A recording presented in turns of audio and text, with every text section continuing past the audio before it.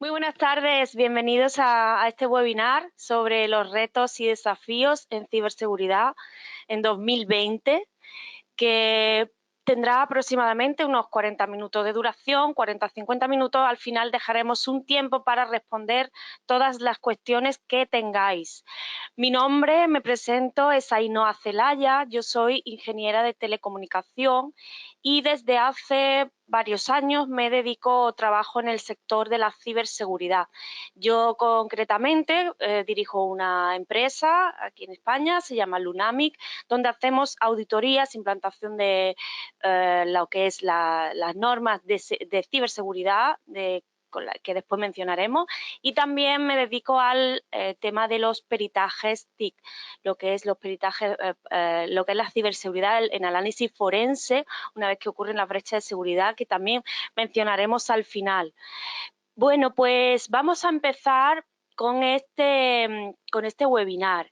Empezamos con la primera transparencia, si esto avanza. Vale, ahora sí. Bueno, la ciberseguridad. ¿Qué es la ciberseguridad? Porque empezando por el principio, la ciberseguridad es un término que, aunque estamos acostumbrados a escucharlo mucho en los últimos tiempos, sin embargo, esta palabra no existe en la Real Academia Española, todavía no está aceptada, no está en el diccionario. Nos tenemos que ir a la terminología anglosajona. Ahí tenemos el término cybersecurity, que es el estado de protección contra el uso delictivo o no autorizado de datos electrónicos o las medidas tomadas para lograrlo. Bueno, esta definición, que quizá es un poco enrevesada, ¿no? Quizás no es muy sencilla de entender, la vamos a ir desarrollando, vamos a ir qué implica, qué retos tiene, qué medidas de protección, qué amenazas nos estamos encontrando, los retos que plantea en el día de hoy.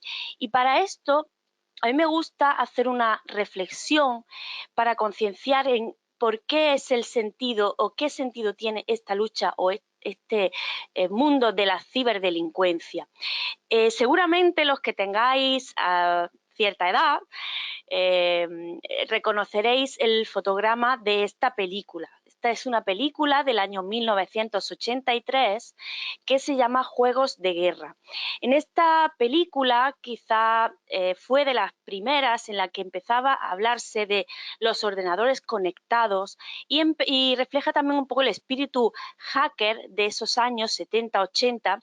Eran chicos curiosos con ganas de superar retos, de demostrar que, bueno, pues que eran más listos o que eran capaces de llegar a hackear o a penetrar en sistemas o los sistemas más seguros del mundo en aquel momento.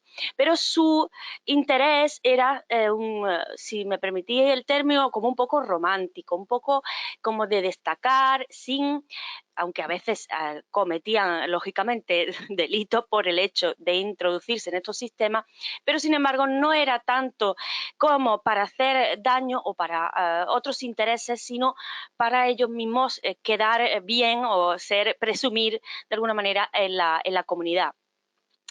Esto actualmente ha cambiado. Esto estamos hablando de hace pues ya 30, 40 años, y hoy día la ciberdelincuencia es simple y llanamente una forma de ganar dinero.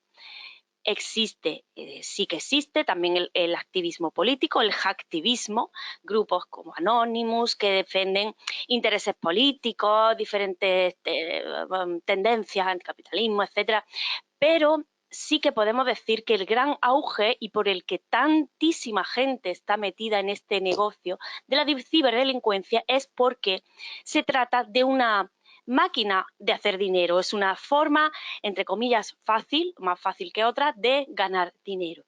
Y por esto, como veremos, surgen de todas estas formas. ¿Cómo ganan dinero los ciberdelincuentes? Eso es tan importante porque a la hora de plantear a una organización, a una entidad, por qué tienen que protegerse, por qué tienen que implantar un sistema de seguridad, al fin y al cabo lo ven como la dirección, lo ve como un gasto más, lo ve como algo que no les hace falta. Muchas veces dicen, ¿quién se va a fijar en mí? Esto no me va a pasar. Bueno, tenemos que hacer entender que, como digo, esto es una máquina de hacer dinero, es forma de hacer dinero. ¿Cómo se gana dinero con la ciberdelincuencia? Bueno, pues de diversas formas, como veremos. Por ejemplo, una de las más comunes y las más habituales últimamente, o en los últimos años, es el famoso ransomware. El ransomware que simple y llanamente lo que hace es, a partir de un malware, de un software malicioso, e infecta un ordenador, cifra los datos, quiere decir, los hace inaccesibles al usuario y les pide un rescate económico a cambio.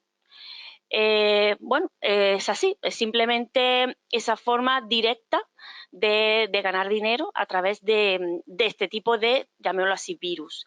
Es una plaga realmente, o diariamente todavía está en auge. Además, aquí tenemos una gráfica de tendencia y de estimación que está en auge. O sea, la previsión o la predicción es que realmente siga creciendo las ganancias y los daños por ransomware. Otras formas también de ganar dinero, o una técnica para llegar a ese propósito de ganar dinero con algunos datos, como después veremos, es lo que se llama el phishing. El phishing, dentro del juego de palabras de fish, pescar, como pescar incautos, como vemos aquí en la imagen, consiste en hacernos creer que nos llega un correo electrónico de, por ejemplo, en este caso, veis que parece que el correo llega de un banco. La dirección del remitente aparentemente es la de un banco. Sin embargo, no es así. Esto es porque el protocolo SMTP, el protocolo de correo electrónico, originalmente no estaba pensado como para que alguien suplantara o no se verifica la identidad del remitente. Es como el símil que a mí me gusta poner, es como cuando tú envías una carta de las de toda la vida a un buzón y le pones en el remitente una dirección o un nombre. Tú puedes decir que eres, pues no sé, Barack Obama en el remitente, tú echas ese sobre al buzón y su destinatario cuando lo ve, ve que el remitente pone que es Barack Obama y, bueno, pues no tiene forma de saber si realmente es o no, a menos que utilicemos un correo certificado, que pues en el caso del correo pues también existen los correos certificados, pero en el correo normal y corriente, el que utilizamos todos, las cuentas Gmail, Hotmail, cualquiera de este tipo, no, o sea, siguen utilizando el SMTP y, por tanto, es, entre comillas, sencillo suplantar o decir que el correo viene de otra dirección. Y con esto, pues, lógicamente podemos ser engañados. ¿Qué consiguen con esto? Bueno, una vez que tú el correo que recibes crees que es de otra persona o de otra entidad, pues las opciones son varias. Es decir, pues te puede llevar a pinchar en un enlace donde hay una réplica de tu entidad bancaria para que introduzcas las claves y así robar esas contraseñas. Mismo igual pues con Amazon, con Google Play, con cualquier otra tienda online. También ocurre que, como veremos más adelante, los datos en sí, las agendas de contactos, las direcciones de correo, son datos que valen dinero. Valen dinero después para venderlas, como después veremos. Algo que está ocurriendo también bastante habitual, concretamente esta semana lo tuve en un amigo, que su empresa un compañero abrió un correo electrónico que creía que venía de un cliente. Además, a veces estos correos, a veces al principio están muy mal hechos, vienen mal escritos, pero poco a poco se van refinando y a veces cuesta distinguirlos, a no ser que mires en el código realmente que la cuenta, como digo, de correo original no es la que dice aparentemente, pero están bien hechas. Además, pone, por ejemplo, te adjunto la factura que me pediste, o te adjunto el pedido sin muchos más datos y bien firmada. Aparentemente puede caer. O sea, quiero decir, a pesar de que pensemos, esto yo no voy a caer, bueno, sí que están cada vez siendo más refinados estos ataques de phishing y concretamente, como decía, esta semana cayó lamentablemente un compañero amigo de otra empresa y lo que ocurre es que este malware que infectó su ordenador, el ordenador de su empresa lo que hizo fue robar todos los contactos de su agenda y simplemente mandar correos, ya no desde la cuenta de esta persona, haciéndose pasar, pero desde otro servidor, y a su vez propagarse, enviarlo a todos los contactos y así ir robando agendas de contactos, direcciones de correo electrónico para crear bases de datos. Claro, fijaos en este caso, la empresa, cuando a los demás, por ejemplo, a mí me llegaron correos creyendo que era de esta persona, lo que pasa es que es verdad que lo ves raro y enseguida lo llamé, oye, esto está pasando, no, pero es que tenemos un virus, tal, pero fijaos que le ha llegado a toda su cartera de clientes, esa empresa cómo está quedando pues mal, ¿no? Delante de sus clientes, de sus proveedores, etcétera. Y aquí muchas veces no es solo el coste el monetario, sino también de reputación, que eso es incalculable quizá, ¿no? Bueno, más formas con las que se puede ganar dinero, cada vez más ingeniosas, algunas son realmente, ingeniosas. El minado de criptomonedas utilizando los PCs de otras miles de máquinas, infectando también con un malware, consiguen aprovechar la capacidad de computación de esos ordenadores para minar criptomonedas. Sabéis que las criptomonedas, como las Bitcoin, etcétera, se generan, digamos, a partir de lo que se llama el minado, que consiste en hacer muchas operaciones matemáticas que pues, necesitan mucha capacidad computacional. Entonces, a alguien se le ocurrió, ¿por qué no vamos a aprovecharnos de los ordenadores de miles y miles de personas en el mundo infectadas con este virus? No es algo que nos esté afectando a los datos porque, bueno, no se está robando nada, se está robando la electricidad, por así decirlo, no se está robando datos ni se está corrompiendo esa información, pero sí es cierto que las CPU suelen incluso quemarse, ¿no? de tanto de tanta computación sin parar.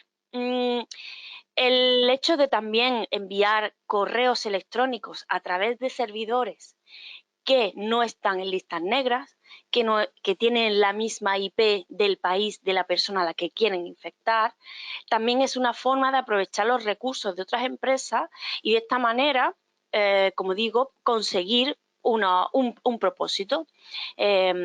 Cuando a lo mejor servidores que están en otros países están en listas negras que son IPs que están, selladas o marcadas por los servidores internacionales para que como que esos servidores son maliciosos o habitualmente envían malware o correos fraudulentos. ¿Qué hacen? Pues aprovecho la IP, aprovecho los servidores de empresas legítimas para que manden ellos los correos y así no estar clasificados en listas negras, al menos durante un tiempo.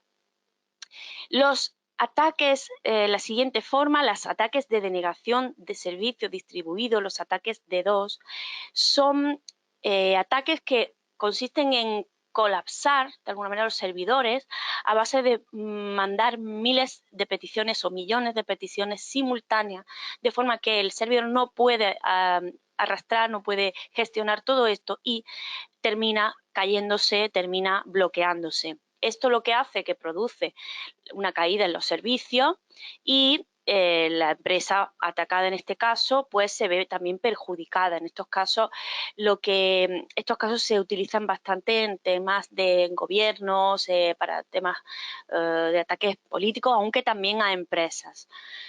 Y por último, entre otros tantos, ¿no? que hay, ¿no? Es las técnicas que se llaman de Black Hat SEO, las técnicas de SEO, de posicionamiento orgánico, pero de sombrero negro, que consisten en insertar enlaces de publicidad a otras páginas dentro de páginas que son legítimas o que no se están dando cuenta que tienen eso dentro de su código.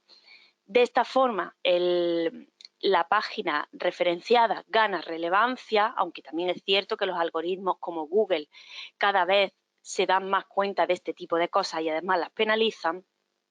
Pero bueno, en ocasiones pueden resultar lo que le llaman los backlinks, que quiere decir la página está enlazada en distintos sitios, tiene más relevancia y por tanto los buscadores le dan mejor posicionamiento, o esa es la teoría.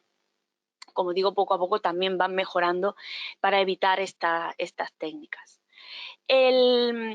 La compra-venta de datos se utiliza pues también para lo que es el espionaje industrial, porque claro, diréis, bueno, ¿y todos estos datos para qué sirven?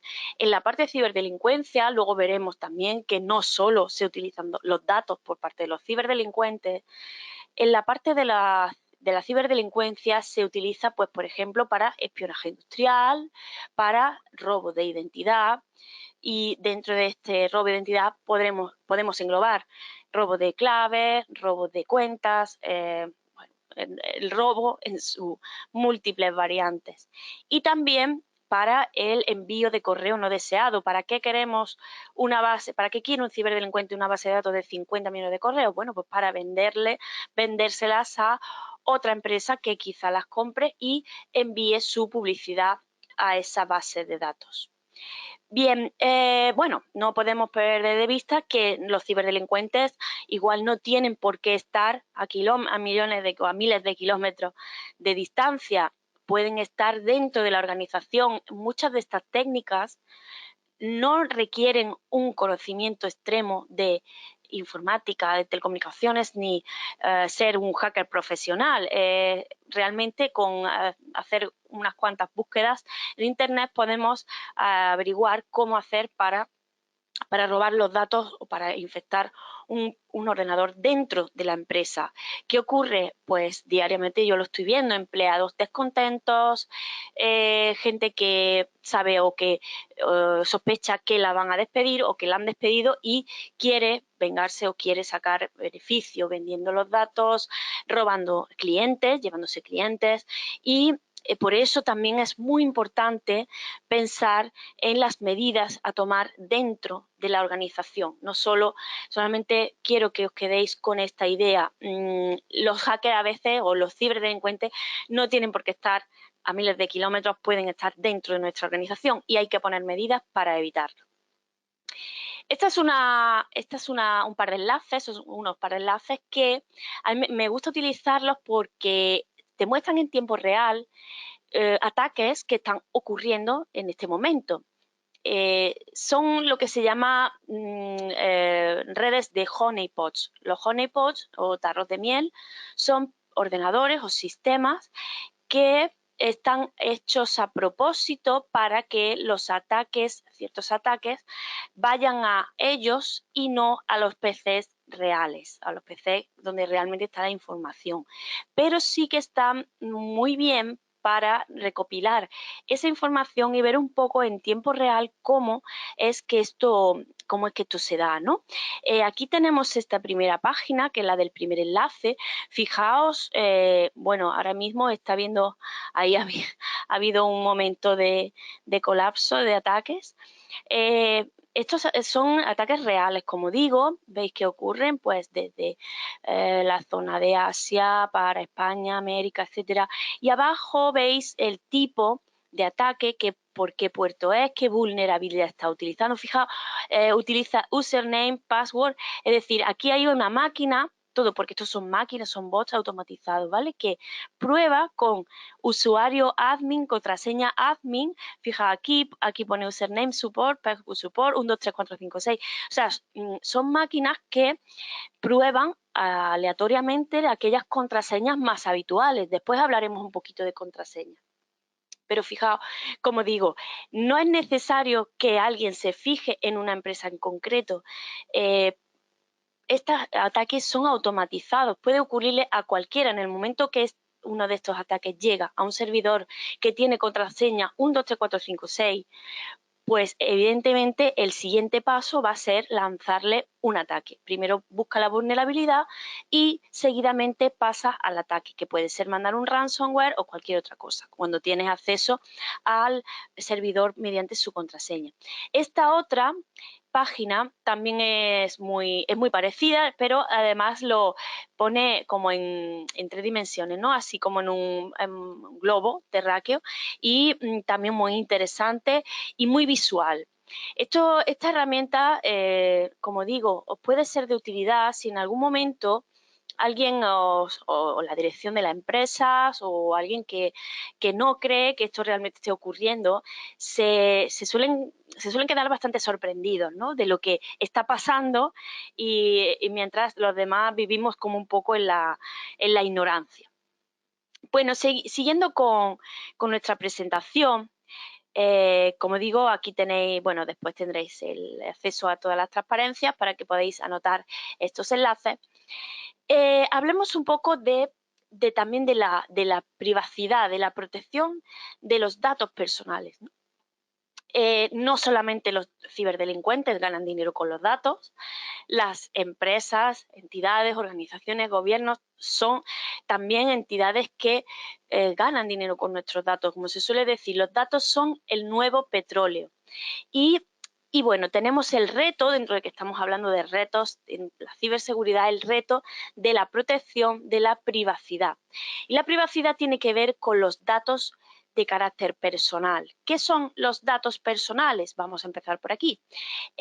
Bueno, un dato personal es un dato o una cosa, cualquier cosa que identifique a una persona. Un nombre, un número de documento nacional de identidad, una imagen de la cara de una persona, es un dato personal, permite identificar a una persona. Una imagen de alguien con la cara pixelada o que no es reconocible, eso no es un dato personal. Por eso cuando se habla de datos personales y cuando te hablan de puedo subir esta foto a Facebook, puedo subir, si la imagen o el dato está anonimizado, nadie puede pedir que eso se elimine, porque, como digo, no se puede asociar a una persona, no es un dato personal. Bueno, teniendo esto en cuenta, lo siguiente que me gustaría contaros, ¿no? ¿Por qué son tan importantes los datos personales? Seguramente habréis escuchado muchas de estas cosas. Realmente la clave está en lo que se llama el profiling o la elaboración de perfiles. Es decir, el tener una enormes bases de datos donde hay un perfil por cada persona donde se acumulan todos sus datos. Es decir, por ejemplo, sus datos de rendimiento profesional, situación económica. No ya solo me refiero, como veis, a datos de teléfono y correo electrónico, nombres, no. Situación económica, situación de salud, intereses, ubicaciones, movimientos, relaciones personales. ¿Qué se puede hacer con este profiling, con estos perfiles? Pues en primer lugar, una de las grandes, casi que lo que más, es lo que se llama la publicidad orientada, como son los ingresos, o sea, los anuncios de Google Ads y de otras plataformas que también utilizan este tipo de segmentación. Google actualmente el 90% de sus ingresos vienen a través de la publicidad, y esta publicidad cada vez está más enfocada, más apunta más directamente para acertar de pleno en la persona, en lo que necesita en cada momento. Y todo esto pues al final son ventas, y las ventas pues evidentemente son dinero. También, ¿en qué sentido sirven o son valiosos nuestros datos? Bien, pues para la manipulación de las masas, para el poder, para cambiar tendencias políticas, tendencias ideológicas. Las personas tienden a creer lo que está en concordancia con sus ideas. Por esto, cuando tú tienes totalmente localizado a las personas que son de una cierta tendencia política, tú puedes generarle una fake news, unas noticias falsas que llegan a esas personas y esas personas realmente van a compartirlas sin contrastarlas, sin cuestionárselas. Entonces, eso hace que estas fake news finalmente lleguen a ser virales, lleguen bueno, a extenderse, incluso llegando a cambiar pues bueno, elecciones, resultados electorales, pueden llegar a hacer quebrar una industria o una empresa si se crea un bulo sobre alguna intoxicación, sobre alguna historia, ¿no? Y como digo, todo esto es un poder incalculable. Recordamos el caso de Cambridge Analytica, que ellos hablaban de que tenían y que tienen, y lo dicen sin ningún tipo de restricción, es decir, que ellos tienen de 4 a 5 mil datos de cada ciudadano americano mayor de edad, ¿no? Fijaos lo que se puede hacer con esto. Y enganchando también el tema de los datos, del profiling, otra forma de negocio relacionada con los datos personales son una profesión que lleva algún tiempo que se llama los data brokers. Estas son perfiles, personas o empresas que compran y venden datos, igual que un broker de la bolsa, o se dedican a especular y comprar y vender datos. ¿Para qué, por ejemplo, imaginamos que una empresa o una compañía de seguros o una empresa de recursos humanos, cuánto pagaría por saber si alguien es alcohólico, si ha sido víctima de un crimen, si tiene alguna enfermedad? Ya entrando en otros ámbitos, ¿no? ¿Cuáles son sus preferencias sexuales, por ejemplo? Quizá una familia que quiera saber con quién va a casarse su hija o su hijo, a lo mejor también les puede interesar cuál es el pasado de esta persona. Y en esto entran en juego esta data brokers.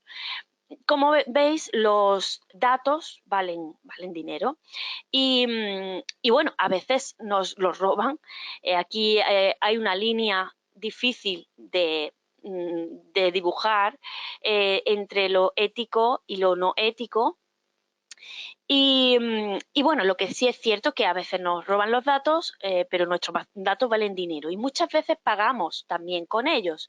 Pagamos, por ejemplo, cuando vamos y descargamos una aplicación gratuita que nos ofrece un servicio gratuito. En realidad estamos pagando con nuestros datos.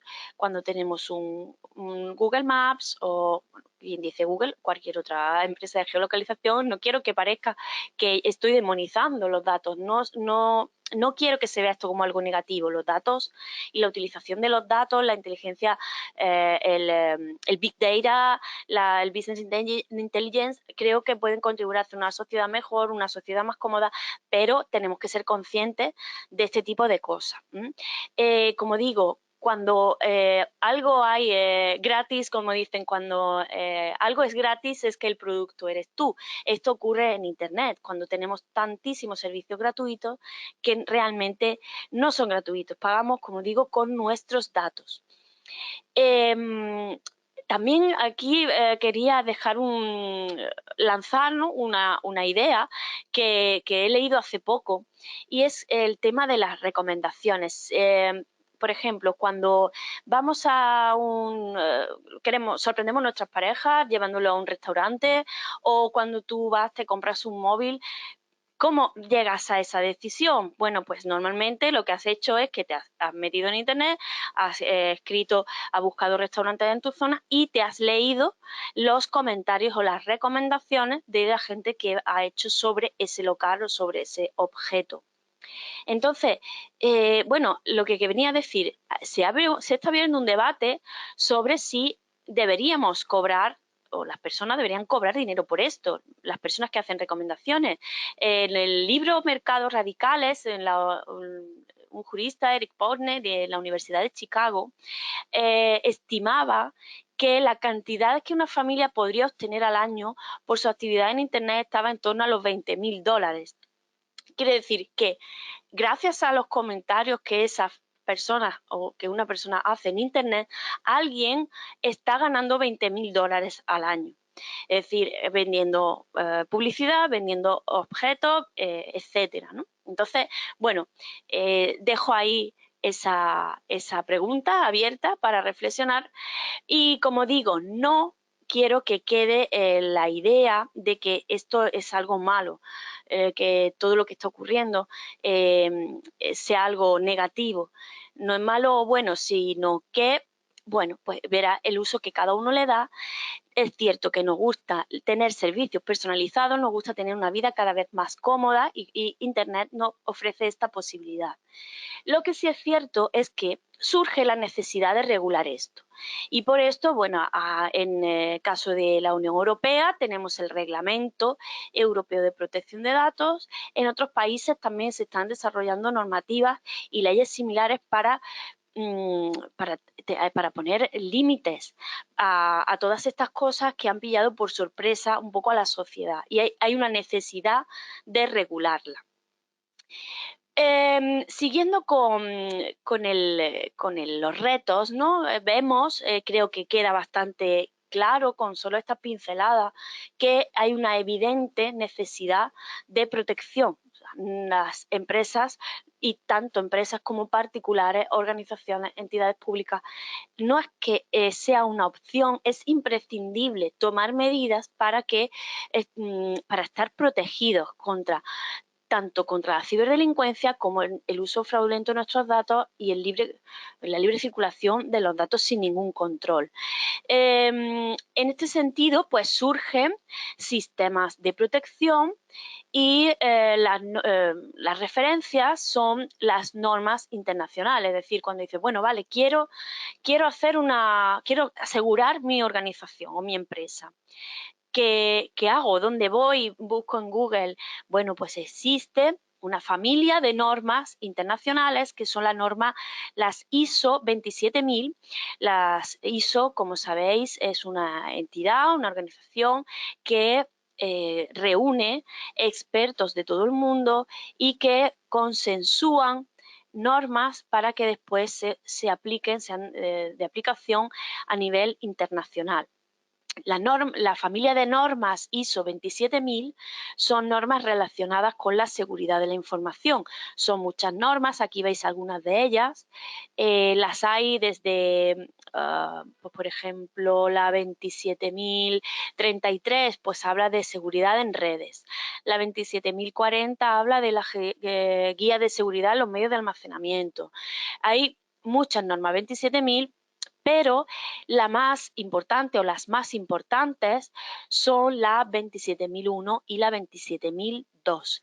Bueno, la 27000 no es una norma en sí, bueno, es una norma, pero solamente comprende vocabulario. Las normas 27001 y 27002 son las dos normas más importantes de esta familia. Y son las que ayudan a realizar la implantación de un sistema de gestión de seguridad de la información, lo que se llama un SGSI. Esto consiste en un sistema que repasa o revisa todo lo que tiene que ver con información, con seguridad de la información, e incorpora los procesos que hacen que esos sistemas de información estén seguros, minimizando los riesgos y en un plan de mejora continua, como ahora veremos a continuación. Esta es la norma 27001 y la 27002 lo que hace es desarrollar cada uno de los puntos que se mencionan en la 27001. Se compone de 14, le llama 14 dominios de seguridad. Como veis aquí están estos 14 dominios. Dentro de esos 14 dominios, dentro hay 114 puntos de control relacionados, pues como veis aquí, en cada uno de los dominios está pues, relacionados con el control de acceso, con la seguridad en recursos humanos, bueno, en la seguridad física, no solamente también en la parte de informática, ¿no? Digamos, de comunicación, sino también hay que tener en cuenta la parte de seguridad física, un accidente que puede haber, un incendio, una catástrofe natural, etcétera. Pues todo esto se recopila y se ordena en estas normas que recomiendo, bueno, encarecidamente que le echéis un vistazo si no las conocéis, y realmente son interesantes. Además, como digo, son normas que han sido evaluadas y gestionadas por un amplio comité de expertos, con lo cual, pues realmente son muy eficientes, muy provechosas. Estos sistemas de gestión de seguridad de la información se basan en lo que le llaman el PDCA, que es el Plan, Do, Check, Act. Es un ciclo de mejora continua que comienza con el plan, con el planificar, hacer, chequear, actuar, en un ciclo, como digo, de mejora continua. ¿Y cómo se desarrolla este ciclo? Bueno, pues, como digo, lo primero, la planificación implica tomar una fotografía o ver en qué punto está la empresa. En auditar, hacer una primera auditoría revisando todos los sistemas de información, como veis aquí, pues desde la topología de red, el inventario de equipos, las aplicaciones, qué cifrado se utiliza, etcétera, etcétera, etcétera. Esa auditoría nos va a permitir saber en qué punto se encuentra la organización, para a partir de ahí ir dando los siguientes pasos. El siguiente paso sería realizar el análisis de riesgos. El análisis de riesgos tiene que ver con la probabilidad de que algo suceda. Es decir, si hay imaginemos un caso que tuve hace tiempo en un despacho de abogados, y el socio principal tiene su contraseña anotada en un POSIT pegado a la pantalla de su ordenador. Entonces, claro, esto es un riesgo que alguien lo vea, es probable el riesgo, porque si la gente que entra en su despacho va a poder ver esa contraseña. Sin embargo, esa misma, digámosle, vulnerabilidad, porque al fin y al cabo tenemos ahí una vulnerabilidad, una contraseña escrita en un POSIT, esa vulnerabilidad, si el despacho lo tiene bajo llave o está en un sitio donde nadie va a acceder, sigue siendo una vulnerabilidad, pero es muy poco probable que llegue a ocurrir, que llegue a explotarse esa vulnerabilidad. Entonces, esto es lo que tenemos que decidir cuando hacemos el análisis de riesgos, o lo que tenemos que evaluar en cada punto. El siguiente paso, después de realizar el análisis de riesgos, es como digo, la evaluación de impacto. La evaluación de impacto tiene que ver con qué pasa si eso ocurre, si esa vulnerabilidad asociada a un riesgo realmente tiene lugar, y alguien coge, en el caso de esta contraseña del POSIT, alguien coge la contraseña del ordenador de este abogado y es capaz de acceder a sus datos y de robar sus datos. ¿Cuál sería el impacto si eso ocurriera? Y cómo, lógicamente, minimizar tanto la probabilidad de que esto ocurra como el impacto que tendría si llegara a ocurrir. Estas dos cosas, como digo, se deben de evaluar lo antes que nada, y a partir de esto, pues sería el último paso, que sería tomar medidas, porque en esto es muy importante comprender lo que dice aquí este James Padford. Es una cita muy conocida que dice que el único sistema seguro es el que está apagado, desconectado, enterrado, tal, y aún así yo no apostaría mi vida por él. Tenemos que tener claro que no existe el sistema 100% seguro, pero primero, no es necesario aplicar medidas por encima de lo necesario, quiero decir, una sobremedida, ¿no? O medidas extremas, porque eso tiene un coste y es innecesario según sea el tipo de empresa, el tipo de organización. Por eso es tan importante hacer el análisis de riesgo, la evaluación de impacto y aplicar las medidas necesarias a la organización a cada organización en concreto. Entonces, ¿qué medidas son las que podemos utilizar, las que debemos contemplar? Todo esto viene también muy bien, como digo, en las normas que he mencionado, las 27.001. Pero bueno, por un lado, pues vamos a hacer un repaso por encima de las medidas más importantes, más evidentes. El tema de la seguridad física. La seguridad física, como decía antes, riesgos de no tener luz, etcétera, que perdamos la conexión a internet, que haya algún tipo de catástrofe, incendio, etcétera. Bueno, pues medidas que intenten paliar estos riesgos o minimizar el impacto de estos riesgos. Las copias de seguridad, el plan de backup, esto es fundamental.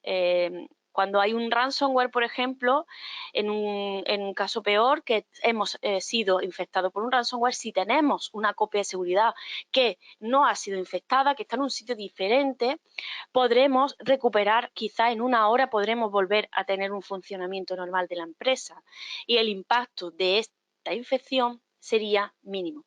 El plan de backup, que bueno, es un documento donde se indica quién tiene que hacer los backups, con qué frecuencia, quién está asignado, en fin. Todo ese tipo de cosas se rellenan se deben planificar en ese documento. La seguridad lógica fundamental, el control de acceso tanto para las personas de fuera de la organización como para las que están dentro, con el principio básico, todo lo que no está permitido debe estar prohibido. Si un usuario, un empleado de la empresa, digamos un administrativo, no tiene por qué no tiene que instalar programas, pues no le dejemos instalar programas. El administrador de sistemas debe restringir esos permisos para que no pueda hacerlo.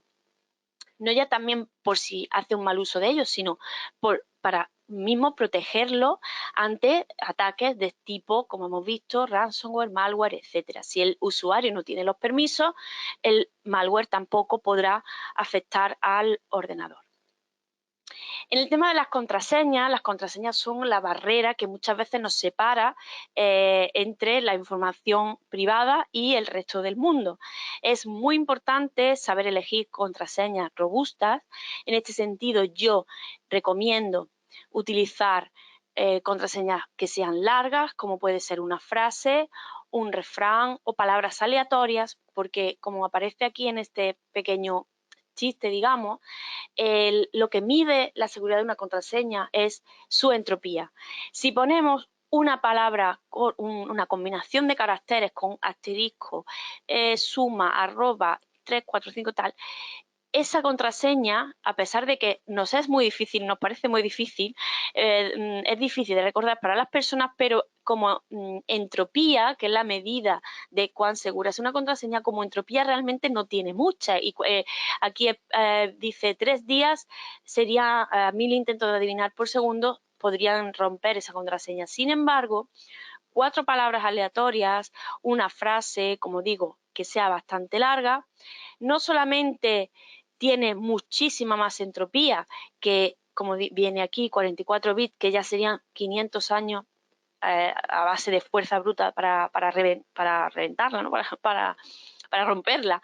Y no solo eso, sino que además es fácil de recordar para las personas.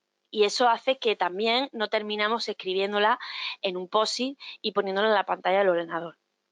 Hay una página que es esta, How Secure is My Password, que te permite introducir combinaciones de contraseñas para ver cuán de segura o cuánta entropía tiene la contraseña. Yo aquí no sé quién está detrás de esta página, con lo cual no recomiendo que introduzcáis vuestras contraseñas verdaderamente, pero sí pues probar a decir, bueno, y si pongo 5 caracteres, y si pongo 6, y si pongo 7, y si le pongo números en vez de letras, etcétera, para que podáis haceros una idea de lo que estoy comentando, ¿no? Hay muchas formas de robar contraseñas, incluso teniendo contraseñas robustas. No creamos que teniendo una contraseña robusta hará que seamos invulnerables, porque no es así. Existen muchas formas de robar contraseñas y aquí mostramos algunas de ellas. Lo que sería, bueno, los keylogger, que son o bien hardware o software que detectan las pulsaciones del teclado y por tanto ya pues tienes tu frase larga, pero la han anotado, ¿no? en otro lugar. Los ataques de fuerza bruta, los navegadores de Internet, tanto Firefox como Chrome, almacenan las contraseñas en texto plano. Quiere decir que si compartimos ordenador con otra persona, esa persona va a poder mirar nuestras contraseñas. Bueno, mirando el POSIT, ¿vale? Como nuestro amigo el abogado, el tema del Google Hacking. Google Hacking simplemente es que a veces se cuelan datos o archivos con contraseñas en lugares públicos, a lo mejor en un servidor web, y eso Google lo indexa y con lo que se llama los Google Docs es posible encontrar esos documentos y recuperar y robar, ¿no? Esas contraseñas. En base de datos de leaks, aquí hay una página que está muy bien, que se llama Have I Been Pwned. Es una página donde se recopilan tú introduces, tú pones tu dirección de correo y te dice si está en alguna base de datos de leaks o de hackeos que ha habido y que lo tienen almacenado en alguna parte, ¿no? En alguna de estas que ha habido brechas en estos casos. Hay otras técnicas un poco más sofisticadas, como son la inyección SQL. Puede llegar a entrar en una base de datos a través de un formulario y entrar y robar los usuarios y contraseñas que estén almacenados ahí. Y lo que son el man in the middle, el MITM, que es lo que significa es un atacante se coloca en el medio de la comunicación y escucha lo que viene de un lado y de otro. Para esto, bueno, pues el cifrado es nuestra mayor ayuda. La tabla Rainbow, eso lo que viene a ser es que en lugar de almacenar las contraseñas, muchas veces se almacenan lo que se llama los hash. Sin embargo, existen tablas Rainbow en Internet que traducen hashes a contraseñas, sobre todo con contraseñas que son muy, muy, muy habituales, muy, muy, muy comunes. Bueno, y por último, ya vamos terminando, quería hacer mención al último reto, digamos, que sería el de una vez que hemos sufrido una brecha, hemos sufrido bueno, nos han robado nuestros datos o, bueno, más cotidianamente tenemos un correo donde una empresa nos debe dinero y lo queremos demostrar, un audio que hemos grabado a alguien que nos ha amenazado, queremos demostrar una geolocalización donde no estamos, incluso hasta PlayStation sirve como prueba digital. Esto es también una parte de la ciberseguridad, como digo, se llama la parte de análisis forense y existen especialistas que nos dedicamos a certificar, a validar estas pruebas, a darles entidad para que puedan ser presentados en un juicio con todas las garantías. De cara al futuro, es decir, ya para terminar, como digo, nos quedan muchas cosas por ver, como inteligencia artificial que toma decisiones sobre las personas que estén en un hospital, vehículos sin conductor, que tengan que decidir si atropellan a alguien o estrellan a las personas que tienen dentro en un momento dado, sistemas de clasificación basándose en sus puntuaciones en redes sociales, ¿no? Y además esas puntuaciones den lugar a otras ventajas o inconvenientes en su vida social. De esto hay una serie que es Black Mirror, que recomiendo, hay un capítulo que trata sobre esto y hace reflexionar. El reconocimiento facial en aeropuertos, ordenadores cuánticos, en fin, queda muchos retos por venir y seguramente pues tendremos que ir adaptándonos a ellos. Con esto terminamos el webinar y ahora me gustaría saber si tenéis alguna pregunta. Vamos a ver aquí en el chat, en el apartado de las preguntas. Vamos a ver si tenemos por aquí alguna pregunta. La importancia de la ISO 31000. Sí, la ISO 31000 es específica, bueno, voy a leer la pregunta. La importancia de la ISO 31000 en la gestión del riesgo en la ciberseguridad. Efectivamente, la ISO 31000 es otra norma que en este caso es específica del análisis de riesgos. Es una disciplina muy, muy interesante y que realmente es muy de utilidad para después aplicar la familia de las normas 27000. Lo que sí es cierto es que esta norma 31000 es más genérica, no solo tiene que ver con ciberseguridad, es más genérica, pero efectivamente muy buena puntualización esa ISO 31000 que también se debe conocer. ¿A qué se refiere el dominio de conformidad? Esta pregunta no la he entendido. ¿Qué es un SAI? Un SAI es un sistema de alimentación ininterrumpida. Estos son, bueno, hay distintos tipos de SAI, pero bueno, lo habitual es un aparato que lo conectas tus equipos a ese aparato y si se va la luz, pues toma la corriente de ese equipo. Es como si fuera una batería. De esta forma, como digo, si hay un corte en el suministro de la luz, te da un tiempo, no, hombre, las hay mayores o menores, dura un tiempo hasta que puedes por lo menos guardar el trabajo y esperar a que se restaure la, seguridad, la luz, perdón, el suministro eléctrico. ¿Consideras que las bóvedas de seguridad de los servicios de nube en Internet pueden ser una opción viable para almacenar contraseñas? Bueno, el tema de las nubes, no hemos hablado casi nada, pero yo soy de la opinión que una nube fiable, es decir, una nube seria, como puede ser un Google Drive, un Amazon Web Services o, bueno, Microsoft. Esas empresas, digamos, tienen una seguridad muy robusta, mucho más que la que podemos tener nosotros en nuestras propias empresas, ¿vale? Entonces, sí es seguro almacenar nuestra información, nuestros datos y nuestras contraseñas en ese tipo de nubes de almacenamiento. ¿Recomienda usar una contraseña para todo o varias contraseñas? No, nunca, nunca una contraseña para todo, porque al final, como hemos visto, por mucho que una contraseña sea robusta, realmente hay más formas de robarla, no solo probando una y otra seguidamente, ¿no? Perdón. Entonces, claro, si toda la seguridad la tenemos asociada a una única contraseña, como logren robarla, pues estamos perdidos.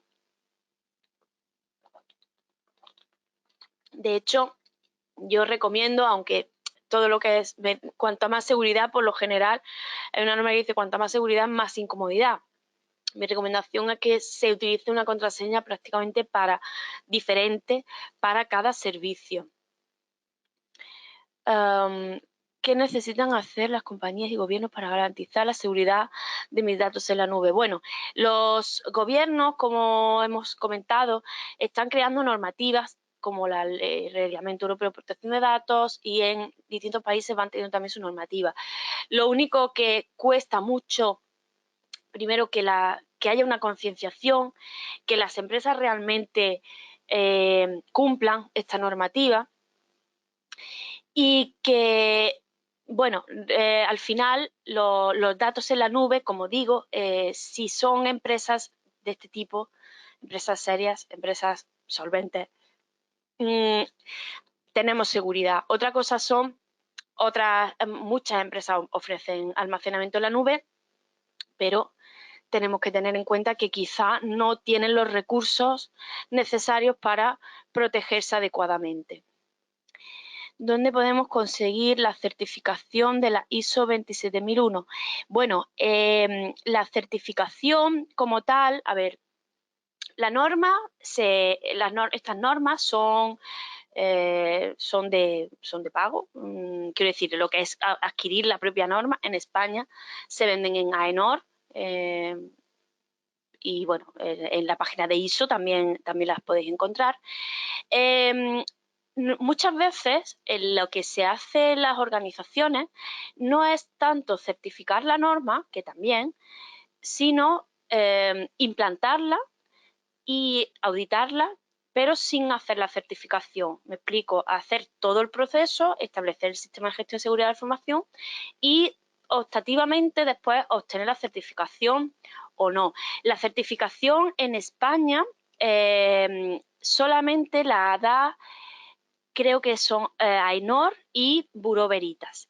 En otros países probablemente serán otras entidades, son las que están habilitadas para dar la certificación, es decir, para que te pongan el sellito de que tú cumples la norma. Pero como digo, como esta norma no es un trámite en sí, sino que es una cosa realmente útil y provechosa, muchas empresas, claro, certificar la norma, el que te pongan el sello, cuesta dinero y además no sé si cada 2 o 3 años tienes que volver a pedir que te la certifiquen. Entonces, muchas veces lo que se hace es implantarla, incluso auditarla, pero sin llamar después a las entidades certificadoras. Es algo que yo lo veo habitualmente.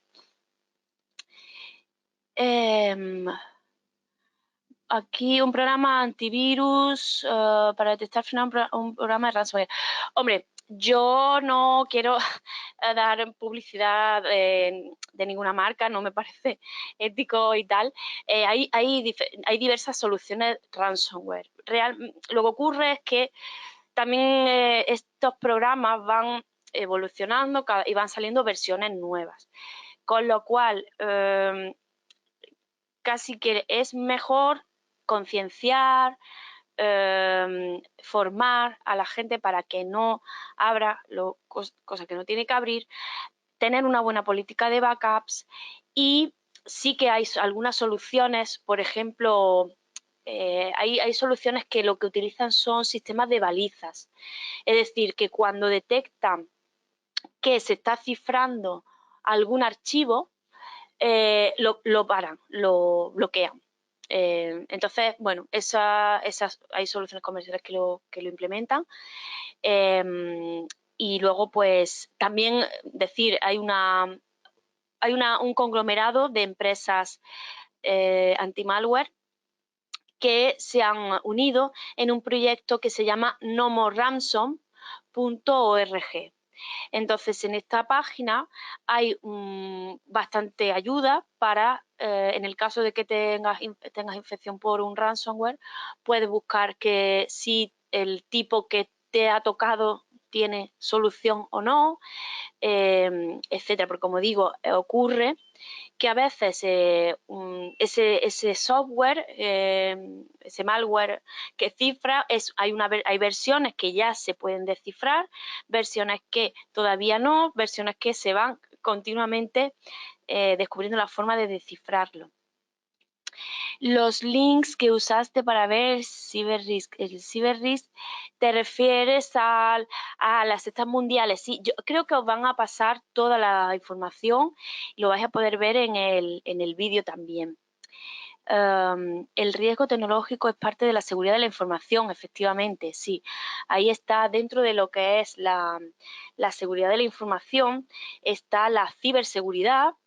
La ciberseguridad es una parte de la seguridad de la información.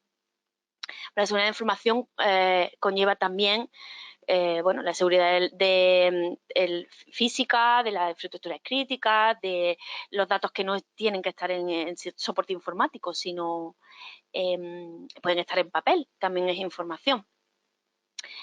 Las ISO solo dicen que hay que hacer y no el cómo. Hay estándares que describan el cómo. Bueno, la ISO 27001 efectivamente dice el que hay que hacer no el cómo. En la 27002 se describe un objetivo y el punto de control, es decir, es bastante específica en este sentido. Luego también hay libros, hay un montón de documentación para aprender a implementar y bueno, también en el máster que estamos haciendo en ALDE, pues se habla mucho de esa norma y de cómo implantarla. El uso de contraseñas con número y letra no es recomendable. Ahora te lo miro eso. El uso de contraseñas no es recomendable a menos que sea larga. Eso es lo que quería decir. Es mucho mejor utilizar una contraseña que sea más larga, aunque no tenga números y caracteres raros, sino solamente letras, no importa, siempre que sea larga. Es mucho mejor que usar contraseñas cortas y con caracteres, con números, y que además luego no nos vamos a acordar. Entonces, pues eso es lo que quería decir. ¿Qué te aseguro? Una aplicación como Uber. Bueno, concretamente las aplicaciones, Uber no sé exactamente cómo gestiona esa información. Normalmente las empresas no almacenan esos datos, sino que una vez que tú pasas con Uber, pasas la página de Uber, Uber te conecta con una pasarela segura, y esa pasarela que la gestiona el banco, esa tiene otro tipo de seguridad mucho más robusta. Como digo, no sé si Uber exactamente utiliza ese método. Es lo habitual. Normalmente las empresas no almacenan o no deben almacenar los datos de la tarjeta de crédito, porque al final para ellos es una complicación. Y merece la pena más pasar esa responsabilidad a lo que es la pasarela bancaria, ¿vale? Google Suite, ¿qué tanta confianza son los servicios de Google Suite o Microsoft 365 para datos de una empresa financiera? Estas tienen seguridad más robusta, pero también son tesoro, un objetivo grande hack. Sí, efectivamente, eso es cierto. Es cierto que al mismo tiempo son muy robustas, también tienen mayor, como se dice, superficie de exposición, ¿no? O que a veces son más objetivo a la hora de sufrir algunos ataques. Sin embargo, creo que sí merece la pena utilizar este tipo de servicio, y en lugar de usar servicios no tan conocidos, que quizás como dicen, no sea tan objetivo de hackers, pero tengan una seguridad menos robusta. Punto. Si una persona pide eliminar sus datos personales de un sistema, pero el sistema no elimina la información, ¿cómo puedes evidenciar el tratamiento a la solicitud de la persona? Bueno, esto en España, en Europa, tenemos el Reglamento General de Protección de Datos, que sí regula esta circunstancia, y es que cualquier empresa tiene que establecer los mecanismos para que las personas puedan ejercer sus derechos de acceso, rectificación, cancelación y oposición a sus datos personales. Y ahora también había alguno más. Yo es que dentro de la parte legal de la protección de datos hay cosas que no son totalmente mi especialidad. Pero sí, las empresas tienen que poner mecanismos para que esas personas puedan ejercer esos derechos. Y si no lo hacen, tú puedes ir a la Agencia Española de Protección de Datos, bueno, ir en el sentido, pues acceder a su página web, y puedes rellenar una denuncia para que obligarles, digamos, a cumplir ese requisito. Dice, en América Latina no existe confianza en la nube, pero quisiera saber cómo el sistema financiero lo valora en Europa. Bueno, como digo, ¿no? El tema de la nube está candente. ¿Qué tipo de control de arquitectura tecnológica basado en mis ataques actuales? Hombre, esa es una pregunta que no es de sí o no. Creo que no la podríamos contestar aunque estuviéramos aquí toda la tarde. Mi cliente, esta vez, ¿cómo lo hacemos segura? Bueno, aplicar tecnología de blockchain, igual. No es una respuesta que se pueda dar sí o no. Yo hablaría de, por supuesto, cifrado. Hay un protocolo para determinar la seguridad. Bueno, como decía, estas normas 27.001, la familia de normas 27.1 y 27.002, son las normas que pueden de una manera muy completa establecer o hacernos tomar una medida de cómo de seguro está tu organización, qué medidas puedes mejorar y aplicarlas, y además, como veíamos en el ciclo del plan Do Check Act, pues siempre es un ciclo de mejora continua. Y que no tiene fin, digamos, ¿no? Esa es la idea, que no se trata de algo que tú implantas y de lo que ya te olvidas, sino que continuamente tienes que estar revisando, chequeando los procesos, ¿vale? Y aquí el compañero que preguntaba antes, que estaba mirando la norma 27.001, identificación, derecho de propiedad intelectual.